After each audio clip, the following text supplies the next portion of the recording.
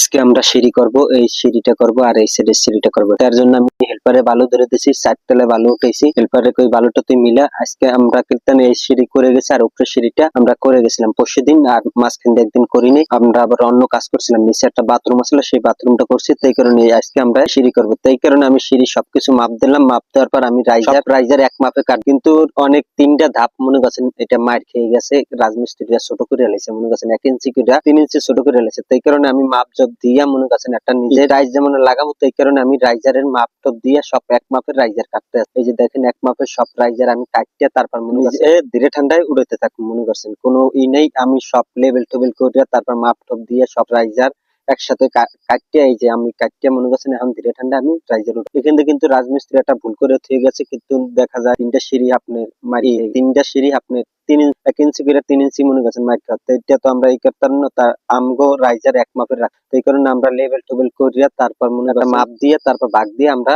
Raiser divide করলাম। ওই অনেক জায়গায় দেখা যায় মাঝখান দিয়ে প্রচুর পরিমাণ বালু, কিন্তু উপরে যাইয়া দেখি যে আবার বালু কম খায়। কিন্তু মাঝখান দিয়ে 3টা সিঁড়ি যে মার খেয়ে গেছে, এই 3টা সিঁড়ি আমরা সমান করবো, এক সমান ভাবে রাখতে হবে। আমাদের কথা হচ্ছে সিঁড়ি যদি মালিকের তো একটা বিল্ডিং করে, মানে এটা সৌন্দর্য বিষয়। আমরা যদি সিঁড়ি ছোট বড় করি তাহলে তো হবে না। কিন্তু টাইজের কামে কিন্তু সিঁড়ি যদি আপনার 5 মিলি যদি ছোট হয় তাহলে কিন্তু চোখে একদম দেখা যায়। কিন্তু দেখা যাচ্ছে এই কারণে আমরা সব রাইজার এক মাপে কাটতে, এই যে ধীরে ঠান্ডা এখন আমরা মনে করছেন উড়াইতে থাকবো, কোনো সমস্যা হবে না। আমাদের কথা হচ্ছে লেভেল টেবিল করে একদম মানে সব মানে ওরকম আমগো যেরকম অনুভব উড়ানের ওরকম ভাবে আমরা উড়াবো, কোনো সমস্যা হবে না। এই যে আমি মাঝখানে মানে দেখা যায় প্রচুর পরিমাণে আমার হেল্পারে কইতাছে ওস্তাদ তাই দিয়ে উপরে যাইলে দিয়ে সিঁড়ি মার খেয়ে যাবে। আমি কই কোনো সমস্যা নেই, আমরা তো লেভেল টেবিল সবকিছু গুছিয়ে দিই, আমগো মাপ তো অমাপ হইবে না। কিন্তু যেই মাপ দিয়েছি আমরা ওই মাপে যাইয়ে সিঁড়িটা মনে করছো ওই পুরাতিতে উড়াইতে পারবো। তারপর মনে করছেন উড়াইলে মাঝখানে দিয়ে প্রচুর পরিমাণ বালু খায়, যে উপরে 2টা সিঁড়ি আইছে তারপর মনে করছেন বালু খাওয়া কমাই দিছে, একদম কমে গেছে। ওই কীর্তনে ওই 3 ইঞ্চি আপনার করতে হবে। আবার অনেক জায়গায় 10